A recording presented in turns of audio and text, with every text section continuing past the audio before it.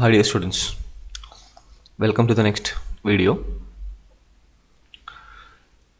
In this we will be seeing blood vessels of body. We will be seeing in sections. So if you have not subscribed the channel, please subscribe so that you don't miss the videos. Let's begin.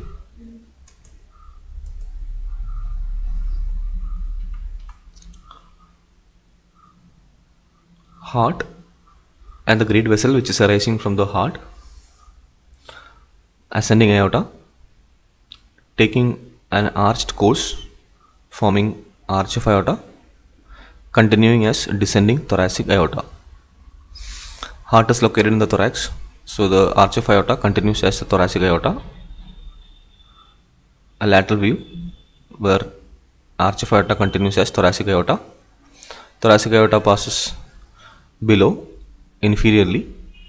It pierces the diaphragm, separating thorax abdomen, continuing as abdominal aorta. Now, ascending aorta is about 6 cm long and approximately 2.5 cm diameter. So the luminal size, the diameter of it is almost around 2.5 cm. So it is quite large. It is an elastic artery and it begins at the aortic orifice. Aortic orifice is seen in the left ventricle. So from there it starts. And you know, ascending aorta starts from the left ventricle. And its only branches are coronary arteries. So the branches which are arising from it, which is not visible here, but can be seen in this area, right coronary artery and the left coronary artery. This is pulmonary trunk. So two arteries arising from, or two branches of ascending aorta are right coronary artery and left coronary artery. Then the ascending aorta continues as arch of aorta.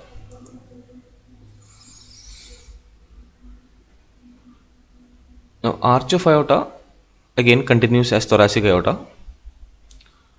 Now let's see some branches of arch of aorta which is not written here, but please listen to me. The arch of aorta gives branches like brachiocephalic trunk, left common carotid artery, left subclavian artery. These are the three main branches given by arch of aorta. Brachiocephalic trunk will divide into right common carotid artery, right brachiocephalic artery. So from this picture it is clear that left common carotid artery, which is a direct branch of arch of aorta, whereas right common carotid artery is a branch of brachiocephalic trunk. Left subclavian artery is a direct branch of arch of aorta. Right subclavian artery is a branch of brachiocephalic trunk. Now let's see thoracic aorta. As I said before, it is a continuation of arch of aorta. It begins on the left side of the inferior border of the body of thoracic vertebra 4 and descends in the posterior mediastinum on the left sides of T5 to T12 vertebrae. So it's beginning on the left side of the vertebra T4, thoracic vertebra 4, which is behind, and it is moving down in the posterior mediastinum. Posterior mediastinum is a part of mediastinum. Mediastinum is between the two lungs, so most posterior part of it, because it is near the vertebra, so that is the area which is called posterior mediastinum. And on the left side of thoracic vertebra 5 to 12. As it descends, it approaches the median plane. So initially it is on the left side, but it becomes onto the median plane and displaces esophagus to the right. So because of this shift of the aorta, the esophagus, which is lying nearby to the aorta, is being shifted to the right side. Not much, but little bit of it. Now, obviously, the aorta is related to the lungs because lungs are seen here on the right and left side, because on the right and left side, but arch of aorta or the aorta is going to be get related to the left lung. So the left lung anterior posterior part can be seen, and this is an anterior view. So now the descending aorta or descending thoracic aorta, which is lying posterior to the root of the lung. This area is called root of the lung, where the root is represented by the structures entering and leaving the lungs. So it is related to root of lung posteriorly. Pericardium. Pericardium is the covering of the heart. So heart is placed here. So it is posterior to that. Esophagus. Now it terminates with name changing. So when it pierces the diaphragm, the name changes to abdominal aorta. Anterior to the inferior border of T12 vertebra,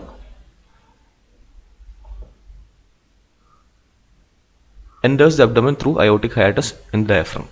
So there is a opening in the diaphragm called as aortic hiatus, through which thoracic aorta enters into abdomen and it forms or it becomes abdominal aorta. Also, the arch of aorta is related to the root of the lung. It is arching the root of the left lung. Now let's see blood vessels of abdomen and pelvis. So today's class we will be concentrating on to this topic. Abdominal aorta. It begins at the aortic hiatus.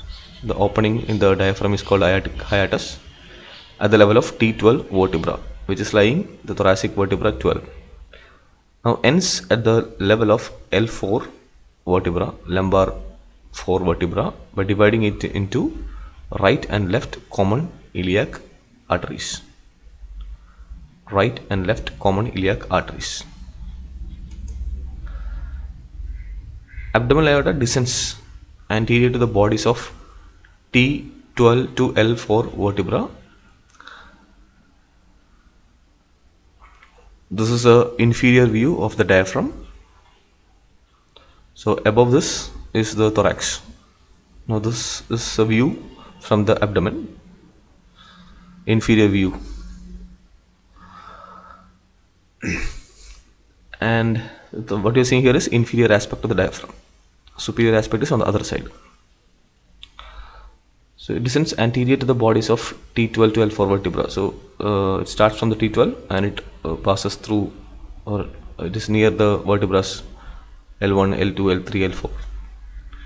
On the right, the aorta is related. So some relations can be seen. On the right side, it is related to azygos vein. Azygos veins are these veins,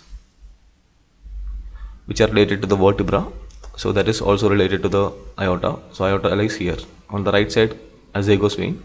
Cisterna chyli. Cisterna chyli is the largest, it's a lymphatic sac from which largest lymphatic duct begins, that is thoracic duct. So these two are lying on the right side. Right crus of diaphragm. Right crus of diaphragm. So that is related to the right side. On the left side, it is related to left crus. Yes, on the left side of the aorta, it is related to the left crus. Left crus, the crus represents the origin of the diaphragm from the vertebra.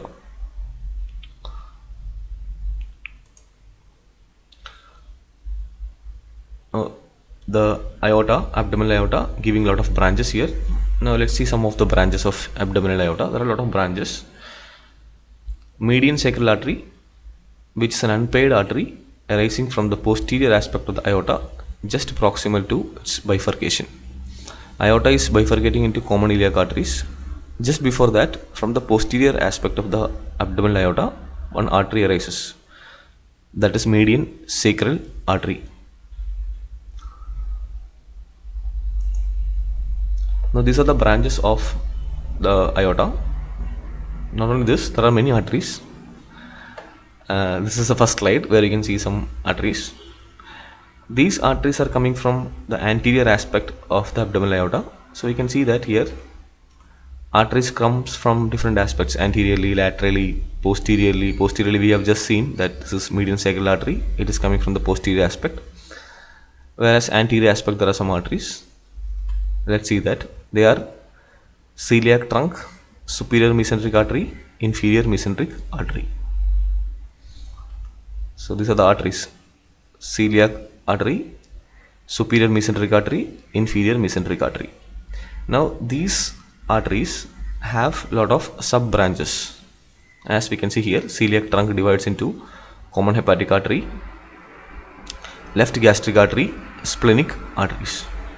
So there are sub branches of it. Now let's see these branches.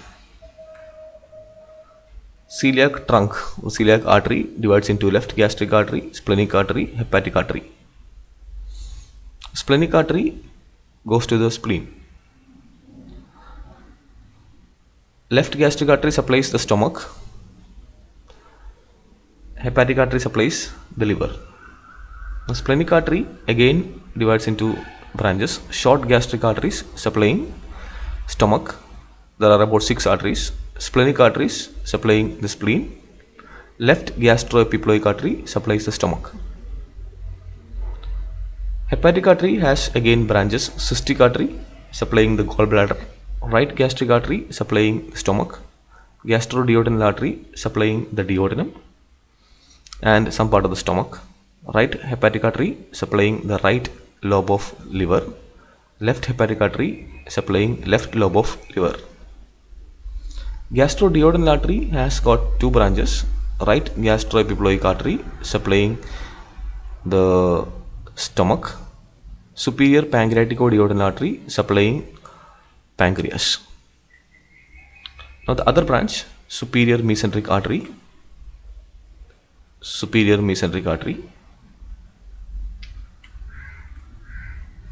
which has got again branches: jejunal and ileal arteries supplying small intestine, jejunum, ileum. Inferior pancreaticoduodenal artery. Inferior pancreaticoduodenal artery will anastomose with superior pancreaticoduodenal artery and supplies the pancreas.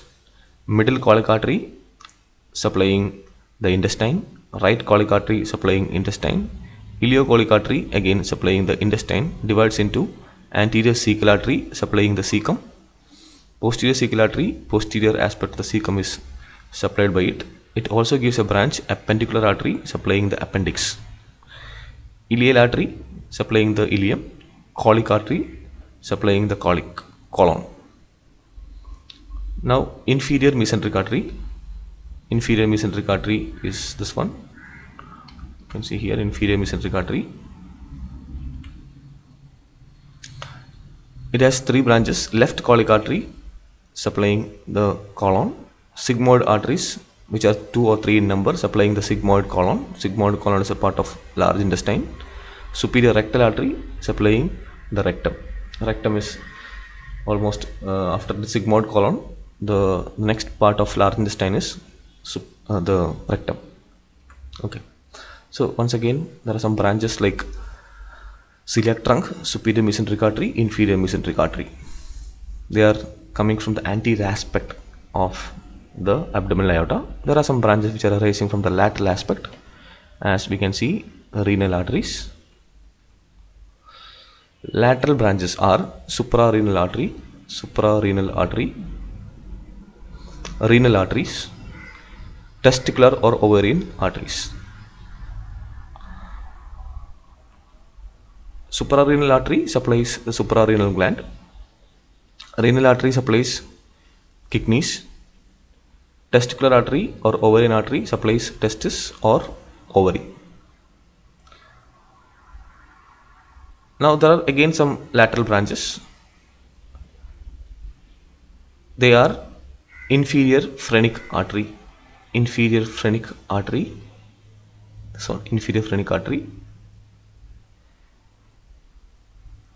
4 lumbar arteries. They are also seen on the lateral aspect. But here, even though we have lateral branches which are classified into two groups, they are visceral branches. They supplies the organs, whereas these lateral branches supplies the abdominal wall. So that is the difference. Now, terminal branches are three: right and left common iliac arteries, and the median sacral artery. Common iliac artery divides into external iliac artery and internal iliac artery. External iliac artery will continue in the lower limb as femoral artery. Now let's see one clinical aspect of abdominal aorta: pulsations of aorta and abdominal aortic aneurysms.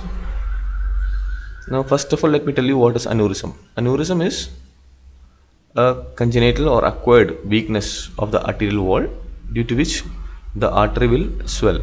So there will be dilatation of the artery.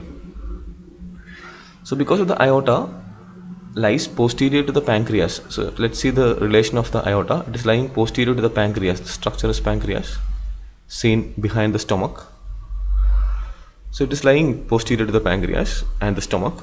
A tumor of these organs, any tumor of stomach or the pancreas, may transmit pulsations of the aorta that could be mistaken for an abdominal aortic aneurysm, because aortic aneurysm, the pulsations can be easily felt. But here there may not be a aortic aneurysm, but the pulsations can be felt because of the enlargement of the organs or the tumor which is there inside. Now, but there is a condition called aneurysm. So aneurysm is something different, which I said before, that it is the weakness of the the aortic wall that leads to dilatation. But in these cases, the pulsations can be felt easily when you palpate. But we should always keep in mind that it may not be a aneurysm. It may be because of the tumor which is of the stomach or pancreas, which is pressing the aorta and the pulsations are felt. Or the other option is it can be aortic aneurysm. Now aortic aneurysm, the dangerous thing in aortic aneurysm is the dissection of aortic aneurysm. That means this can break and there can be a severe bleeding. So that is one dangerous thing regarding aortic aneurysm.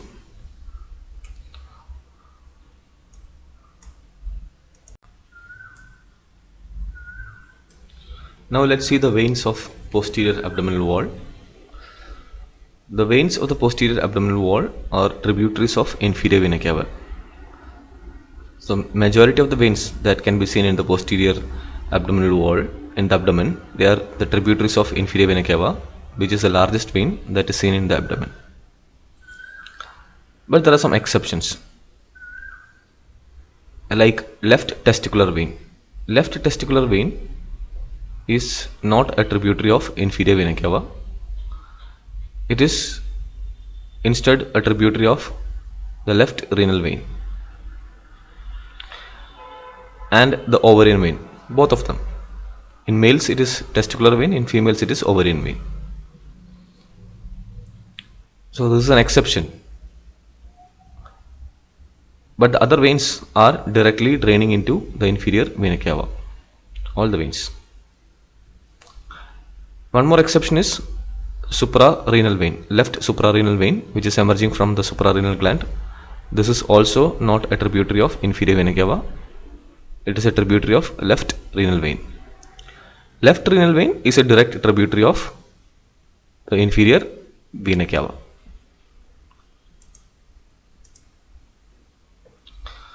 The inferior vena cava returns poorly oxygenated blood from the lower limbs. Most of the back region, abdominal walls and abdominopelvic viscera. So it carries deoxygenated blood from the lower part of the body. Now blood from the abdominal viscera passes through the portal venous system and the liver before entering the inferior vena cava via hepatic veins. Now I said that most of the veins are tributary of inferior vena cava. Now here you should understand that there is a vein called portal vein. Portal vein is entering into the liver. Now portal vein is formed by joining of splenic vein and superior mesenteric vein. So splenic vein, superior mesenteric vein, they joins to form portal vein. Now the blood drainage from the intestines, spleen, from these areas the blood drains into the portal vein. Now portal vein takes the blood from this intestine and spleen and so on, pancreas, etc., and they drain into liver. Now from the liver the blood drains into inferior vena cava via hepatic veins. So again, some of the organs or most of the organs from the intestine, they drain into portal vein, then to the liver, then from the liver to the inferior vena cava. Now this is the area where the inferior vena cava opens into the right atrium of heart.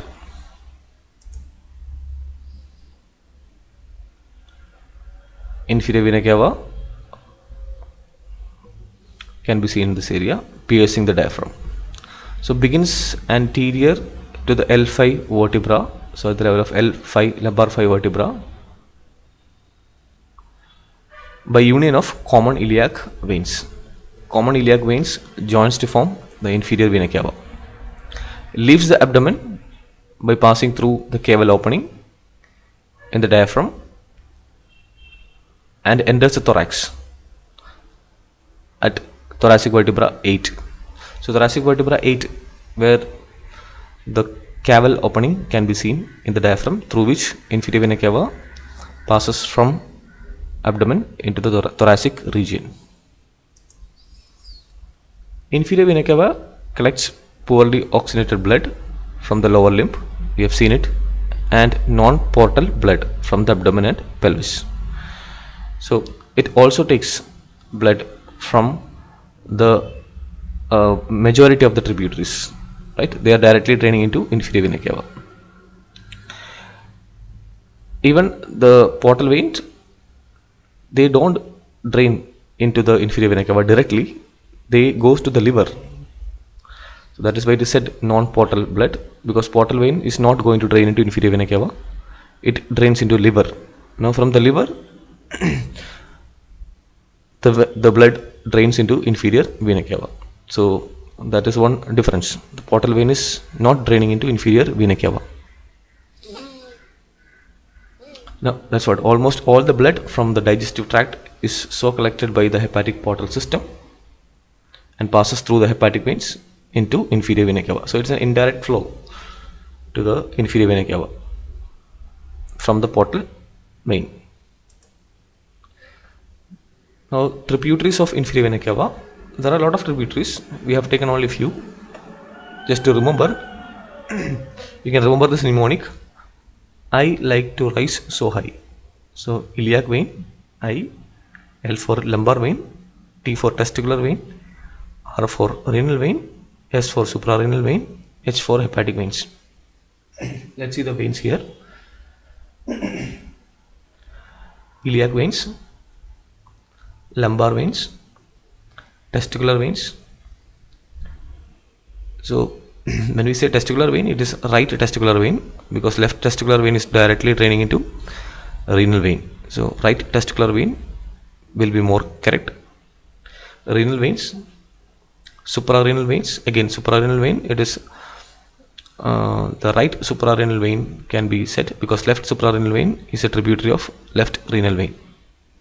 Hepatic veins draining the liver. So to be more specific, iliac vein, lumbar vein, right testicular vein, renal vein, right suprarenal vein, hepatic vein. That will be correct. Now let's see some collateral routes of abdominopelvic venous blood. So there are two collateral routes formed by valvulus veins of the trunk and are available for venous blood to return to heart when the inferior vena cava is obstructed or ligated. So collateral veins are active when the inferior vena cava is obstructed. So we know that the inferior vena cava is draining into the heart. Now suppose an obstruction that happened to the inferior vena cava, how the blood will go from lower aspect of the body into the heart. So there should be a way that is established by connections between the veins which are connecting the superior vena cava to the inferior vena cava. There are some veins. These veins are tributaries of inferior vena cava. They are tributaries of superior vena cava. Superior vena cava is another big vein which is draining into the heart. But this takes blood from the upper aspect of the body. But suppose there is a block in this area, in the inferior vena cava, blood has to pass through these smaller veins and reach the superior vena cava, then reach the heart. So this type of circulation is called collateral circulation. Usually the blood that is flowing here will be from this area to the inferior vena cava. This is the direction of the blood usually.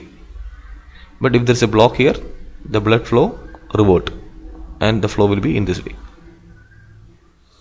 Anyway, let's see what are the collaterals here.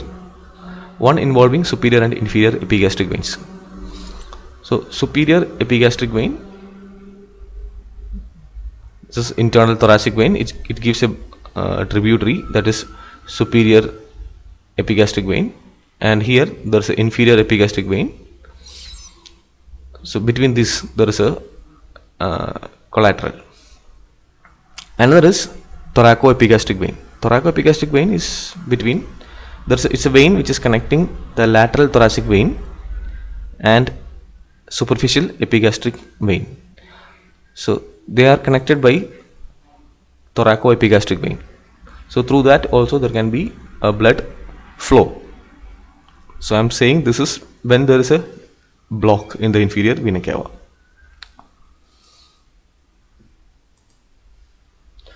Now let's see the pelvis, the arteries of the pelvis. This region is pelvis. Arteries here are four. Median sacral artery, which is a branch of abdominal aorta. Superior rectal artery. Superior rectal artery is a branch of inferior mesenteric artery. Ovarian artery in female, which is a branch of abdominal aorta, or testicular artery in males. Now median sacral artery is unpaired artery. Superior rectal artery is again unpaired artery. Ovarian artery arteries are paired, or testicular arteries are paired. Internal iliac artery is a branch of common iliac artery, which is also paired. Let's see one by one. The median sacral artery,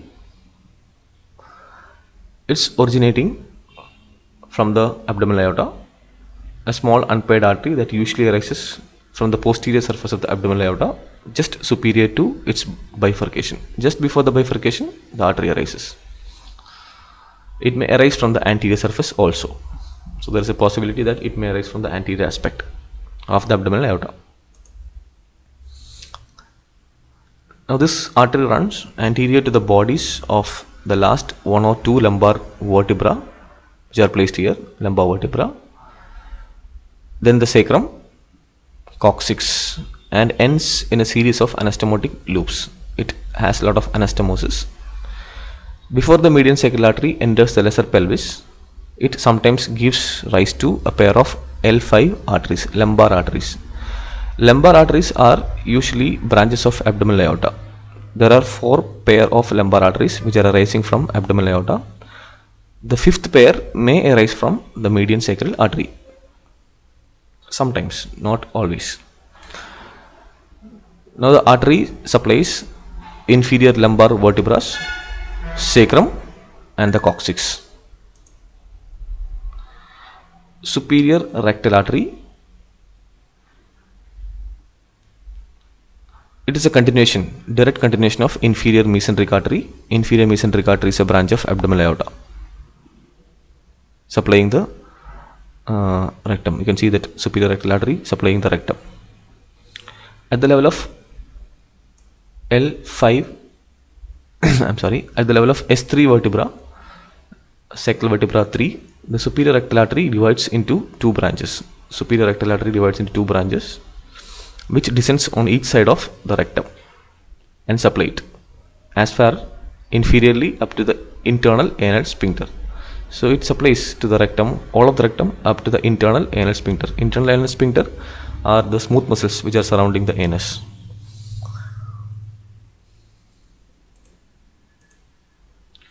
Ovarian arteries are the other arteries which are seen in the pelvis.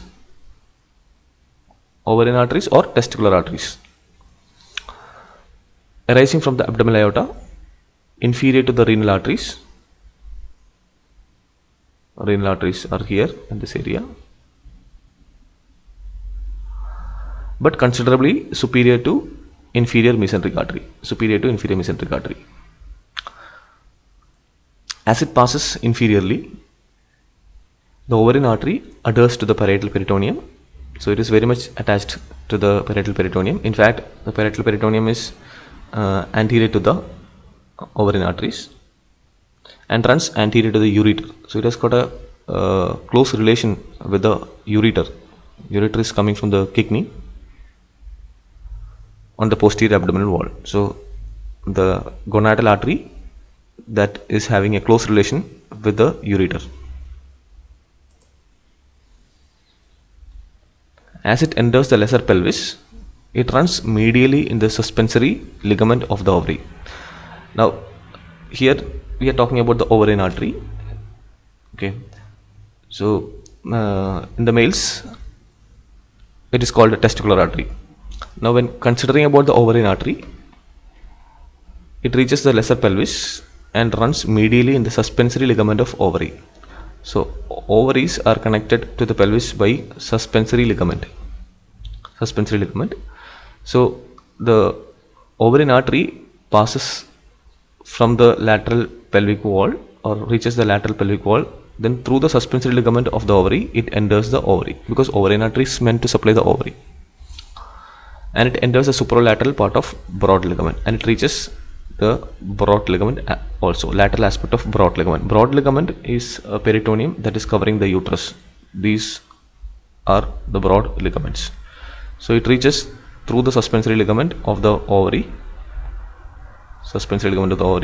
and reaches the lateral aspect of broad ligament.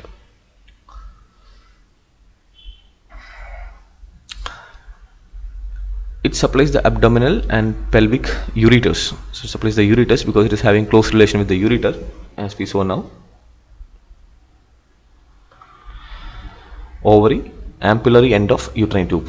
Since it reaches the ampullary end of the uterine tube, it supplies that area also.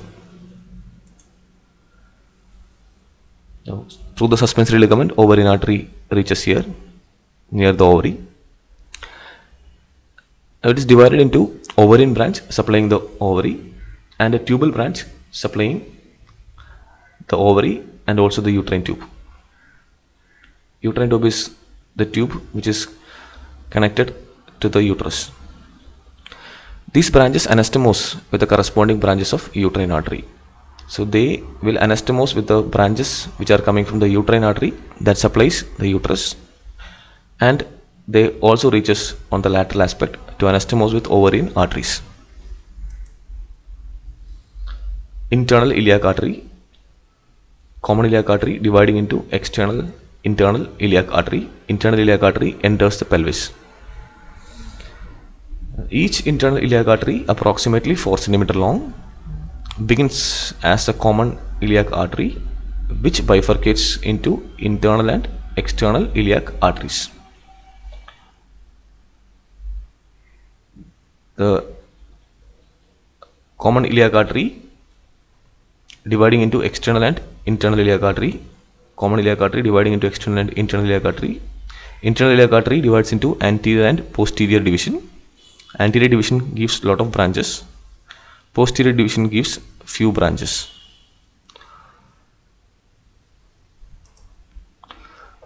Course and relations.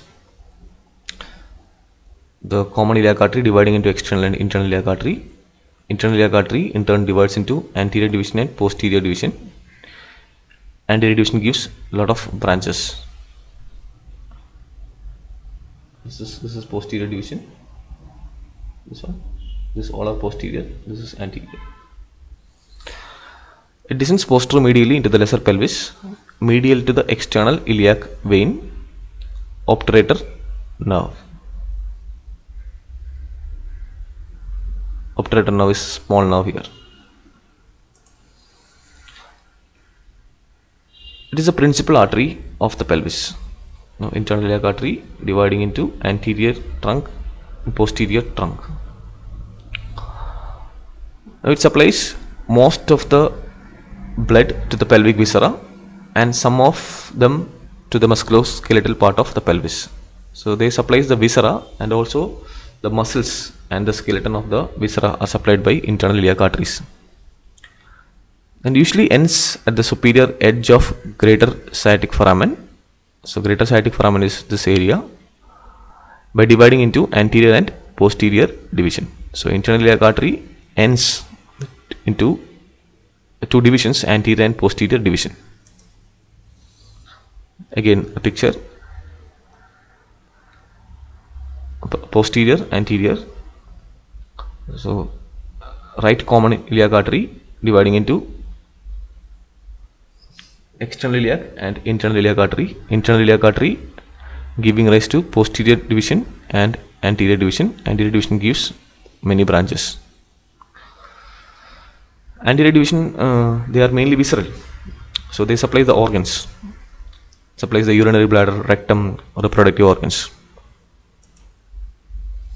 Now let's see the branches from the anterior division. Umbilical arteries. Common iliac dividing into external and internal iliac. Internal iliac dividing into anterior division and posterior division. Let's see the branches from the anterior division. Umbilical artery arises from the lower end of the internal iliac artery or the upper end of its anterior division. So it's the first branch. Gives 2 or 3 superior vesical arteries. It can give vesical arteries. Vesical arteries supplies the urinary bladder. Vesicle means urinary bladder. And superior vesicle supplies the upper part of urinary bladder.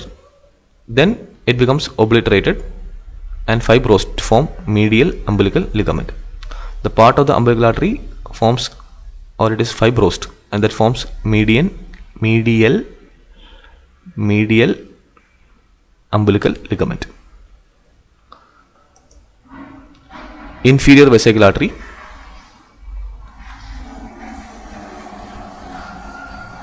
Inferior vesical artery. It is again a branch of anterior division of internal iliac artery. We are seeing the anterior division branches. It occurs in males, being replaced by vaginal artery in females. So this occurs only in males. In females, inferior vesical artery is replaced by another artery called vaginal artery, supplies the vagina. It passes to the fundus of the urinary bladder, where it supplies the seminal glands, prostate, and fundus of the urinary bladder, inferior part of ureter. Middle rectal artery.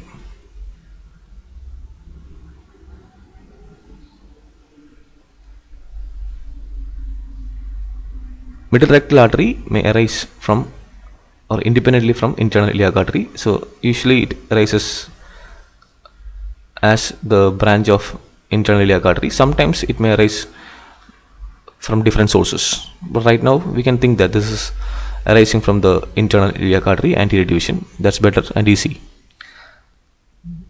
The middle rectal artery supplies the inferior part of the rectum, anastomosing with superior and inferior rectal arteries, supplying seminal glands and also prostate. In females, it supplies the vagina. Now vaginal artery, this is seen only in females. Vaginal artery is homologous to inferior vesical artery in males. In males, vaginal artery is replaced by inferior vesical artery. It supplies numerous branches to the anterior and posterior surface of the vagina, Postero-inferior parts of urinary bladder and pelvic part of urethra. Urethra is here, I'm sorry. So urethra is the continuation of the urinary bladder, so it supplies the urethra as well. Vaginal artery. Vaginal artery here is not mentioned, but here you can see the vaginal artery clearly. The next artery is uterine artery. Uterine artery is here.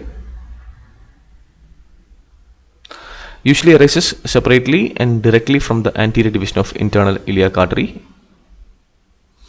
It descends on the lateral wall of pelvis, enters the root of the broad ligament. Root of the broad ligament is a peritoneum that is covering the uterus.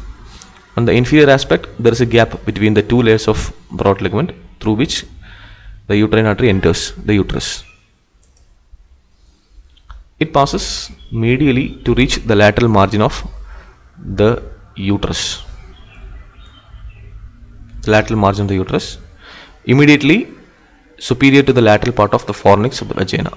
So it is almost, the uterine artery reaches the uterus and reaching the lateral aspect. So there is a point here when the uterine artery reaches the uterus, and that is called the fornix. Fornix is this part. The uterus is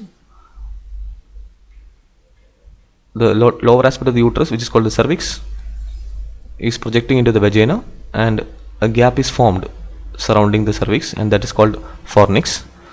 Fornix are of different types, like anterior fornix, posterior fornix, and lateral fornix, depending on the location of the fornix. So it's a small space that is surrounding the cervix. So almost at the lateral fornix, it reaches the uterine vessels, reaches the uterus. Now as it passes medially in the broad ligament, now it is inside the broad ligament, the uterine artery passes directly superior to the ureter near the lateral part of fornix of the vagina. So it is supplying this area, also supplying up to the ureter, also downwards. Inferior gluteal artery.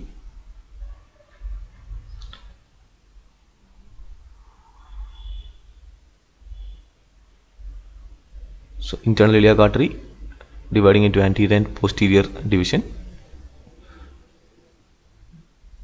Inferior gluteal artery leaves the pelvis through the inferior part of greater sciatic foramen. The greater sciatic foramen is this gap here, which is formed in the hip bone and along with some ligaments. So it leaves the pelvis through the greater sciatic foramen, inferior to this is inferior gluteal artery, inferior to the piriformis muscle. Piriformis muscle is a muscle which is connecting the pelvis to the femur.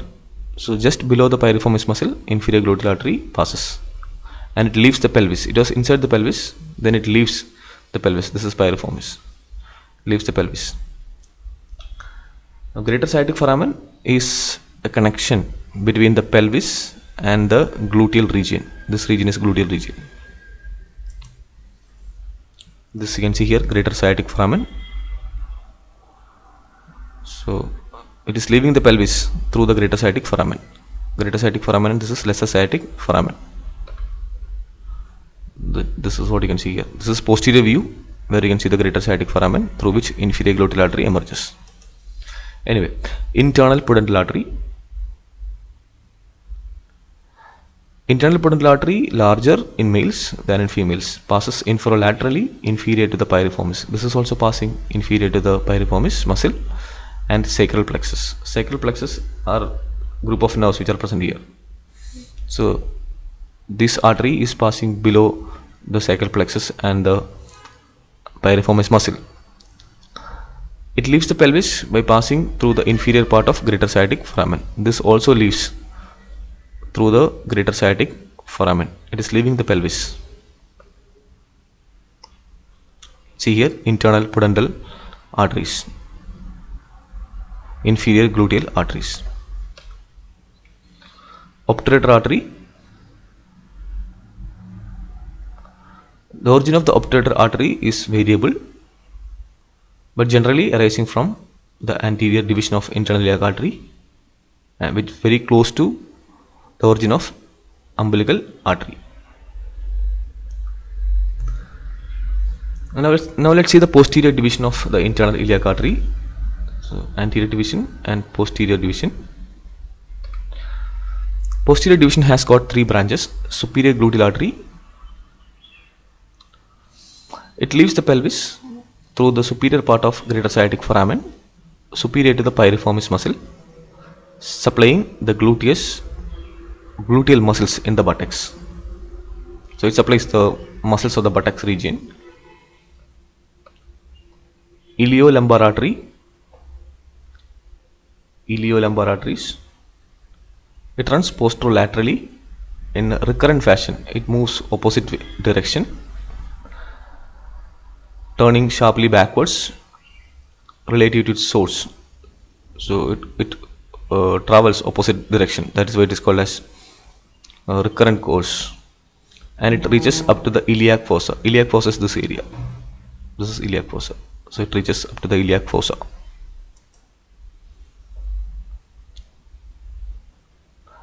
Lateral sacral arteries. Lateral sacral arteries passes medially and descends anterior to the sacral anterior rami. Sacral anterior rami are the division or ramus of the spinal nerve. So they're talking about the spinal nerve, giving off spinal branches. So it gives some spinal branches, lateral sacral artery, which passes through anterior sacral foramina. There are some foramina in the sacrum. Anteriorly, they are called anterior sacral foramina. So lateral sacral artery gives some branches that passes through anterior sacral foramina, and then it reaches the sacral canal. Sacral canal is the canal which is inside the sacrum bone. Now some branches of this arteries passes from the sacral canal. Now already they are in the sacral canal. Now from there it may pass through posterior sacral foramina, which are placed on the posterior aspect of the sacrum, and supply erector spinae muscle, which are seen on the back, and skin overlaying the sacrum. So the lateral sacral artery, it is present on the anterior aspect. It gives some branches that passes through the anterior sacral foramina. It reaches the canal inside the sacrum called the sacral canal, through which we have the spinal nerves. There are a lot of spinal nerves inside this. Then from there it can pass on to the posterior aspect through the posterior sacral foramina and supplies the muscles of the back, that is erector spinae group of muscles, and also skin. So this is a arteries, like you can see all the arteries in one slide. The anterior division, posterior division. Anterior division giving rise to umbilical artery, that again divides into artery to vas deferens and superior vesical artery. So umbilical artery. Then obturator artery. So this is the anterior division and this is the posterior division. Common iliac, external iliac, and internal iliac. Internal iliac dividing into anterior and posterior division. Obturator artery, another artery. Then you have inferior vesical artery, middle rectal artery, all right. Internal pudendal artery, inferior gluteal artery, uterine artery, vaginal artery. So in females, extra arteries are uterine artery and vaginal artery. Vaginal artery cannot be called as extra because in males it is replaced by inferior vesical artery. Posterior division has got branches like lateral sacral arteries, iliolumbar artery, superior gluteal arteries.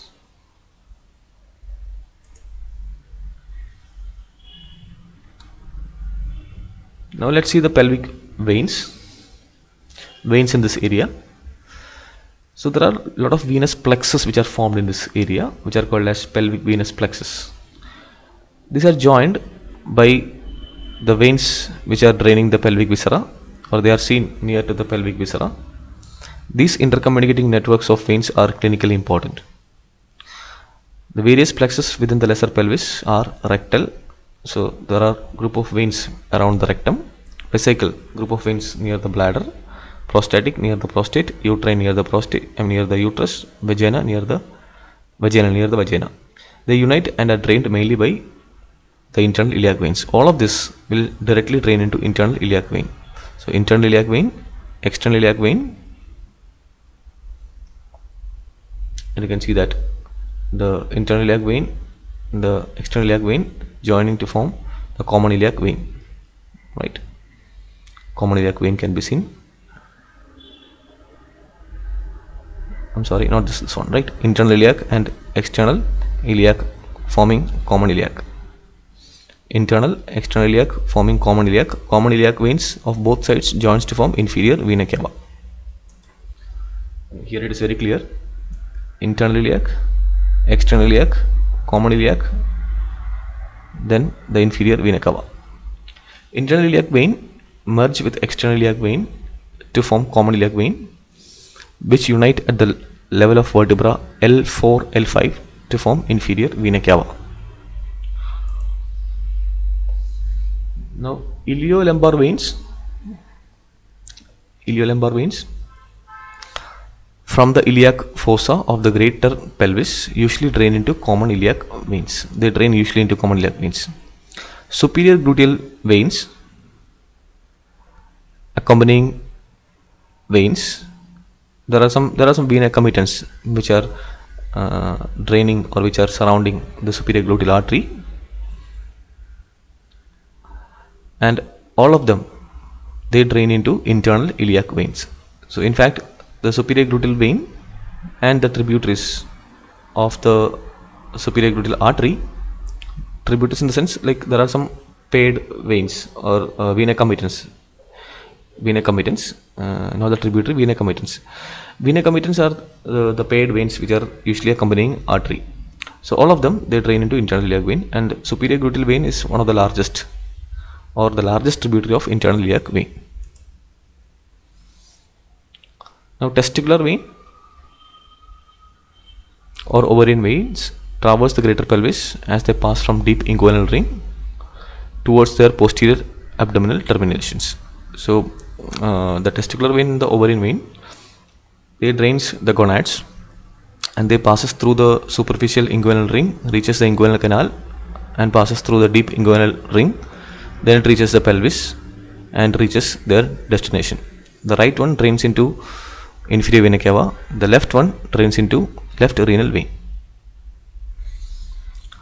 Now all the pelvic organs are supplied by branches of internal iliac artery excepting ovaries and upper third of rectum.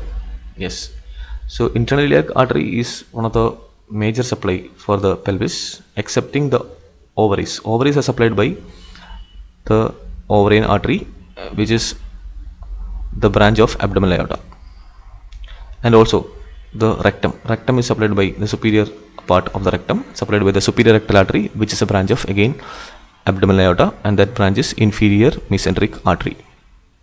Rest of the organs are supplied by branches from internal iliac artery. And there are something called as portal caval anastomosis. So there are two types of veins in the body: a caval system of vein that includes the veins which are draining into the inferior vena cava. We have seen it, there are many, but there are another group of or another system which is called portal system, which includes the portal vein and the veins which are draining into the portal vein. I said there are the abdominal organs, the intestines, pancreas, they all are draining into the portal system, the portal vein. Portal vein goes into the liver, and from the liver the veins are draining into the inferior vena cava, and they are the hepatic veins which are draining the liver. So indirectly the portal vein goes and meet the inferior vena cava. Okay, so there are two system of veins, portal system and a caval system. Now in some occasions, some area in the body, we can see anastomosis or joining of the veins which are related to the caval system or the portal system. So one example is here in the rectum. Rectum is drained by superior rectal veins. Superior rectal veins are going to the portal system. Whereas there are some other veins, middle rectal vein, inferior rectal vein. They are the tributaries of cable system. They goes to the inferior vena cava. I'm sorry, they goes to the internal iliac vein. Internal iliac vein is going to the cable system, inferior vena cava. So you can see that at this port, superior rectal vein, that is going to the portal system, middle rectal vein, inferior rectal vein, they drains into the cable system. So they are going to meet at this point. Now what is the importance of it? These points are called as portocaval anastomosis, site of portocaval anastomosis. Now usually we know that the inferior vena cava takes large amount of blood and that goes to the heart. Suppose and you know that the portal vein takes the blood into the liver, then from the liver it goes to the inferior vena cava via hepatic veins. Now suppose there is an obstruction in the portal vein due to a cirrhosis of the liver. Any issues to the liver that blocks the portal vein. Now the veins, the blood in this vein cannot reach the liver, so it is getting obstructed. So portal vein obstruction is due to portal hypertension, a hypertension in the liver. So in these cases the blood cannot go to the liver, but where can it go? So you should imagine there are a lot of blood that reaches the portal vein normally, and now they cannot go into the liver. Now what happens? They have to pass in opposite direction. So the blood from the portal vein that goes and reaches the anastomosis. Now blood will be diverted from, for example here, superior rectal vein. The blood passes through the superior rectal vein, reaches the anastomosis, then through the middle and the inferior rectal vein, that passes through the cable system and that drains into the heart. So this is an alternative route. So through the portocaval anastomosis, when there is a hypertension in the liver, the blood can get divert from the portal vein into the inferior vena cava. Now the problem here is that when there is a blood flow that is increased in the portocaval anastomosis, there is a chance that these blood vessels can break or they can dilate. They can form varicose veins. So this can happen, and sometimes it can rupture and lead to bleeding.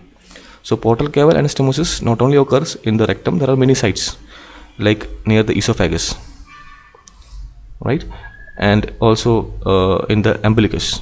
In the esophagus you can see that some veins are draining into the cable system through the azygos system of veins. Some of the veins are draining into the portal system. Now in portal hypertension, the blood from this vein tries to pass through these veins to reach the inferior vena cava. Somehow it has to reach the heart, so it takes the route in this way. So here the portocaval anastomosis get enlarged, and that can lead to bleeding, and the patient will vomit the blood. So there will be bleeding in the esophagus, and the patient will vomit the blood, and that is called hematemesis. It is considered to be the last sign. Okay, thank you.